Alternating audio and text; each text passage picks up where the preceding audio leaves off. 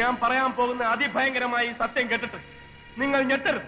കേരളത്തിലെ കോൺഗ്രസിന്റെ എക്സ് അക്കൗണ്ടിലെ പോസ്റ്റ് അതേത് തരത്തിൽ പാക് ഭരണകൂടത്തിന് ആയുധമായി മാറുന്നു? ഇതേത് തരത്തിലാണ് പാക് മന്ത്രി ഇത് റീട്വീറ്റ് ചെയ്തിരിക്കുന്നത്? അങ്ങനെ ഒരു സംഭവം ഉണ്ടായോ? ഞാൻ അറിഞ്ഞില്ല.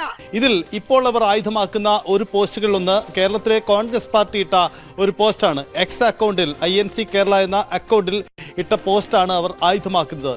ഇവനൊക്കെ എവിടുന്ന് വരുന്നടാ? കോൺഗ്രസിനെ പോലെ ഉള്ള ഒരു പാർട്ടി, നമ്മുടെ പ്രതിപക്ഷത്ത് ഇരിക്കുന്ന ഒരു പാർട്ടി, പ്രതിപക്ഷത്തിന്റെ നേതാവുള്ള പാർട്ടി, വളരെ ഇറസ്പോൺസിബിൾ ആയിട്ടുള്ള ഒരു പോസ്റ്റ് ആയിരുന്നു അത്. ശത്രുക്കളോട് പോലും ഇത് ചെയ്യരുതാ ദ്രോഹി. ദൗർഭാഗ്യകരമെന്നായിട്ട് പറയേണ്ടി വരും. കാരണം ഇതൊരു പോസ്റ്റിൽ പിടിച്ചിട്ടാണ് ഇപ്പൊ പാകിസ്ഥാൻ നമ്മളെ അഗേൻസ്റ്റ് ആയിട്ട് അത് യൂസ് ചെയ്യുന്നത്. അപ്പൊ തീർച്ചയായിട്ടും നമ്മളെ ശത്രുപക്ഷത്തേക്ക് നമ്മളെ അടിക്കാൻ വേണ്ടി ഒരു വടി എടുത്തു കൊടുക്കുകയാണ്. പരിസരത്ത് കണ്ടുപോരുത്.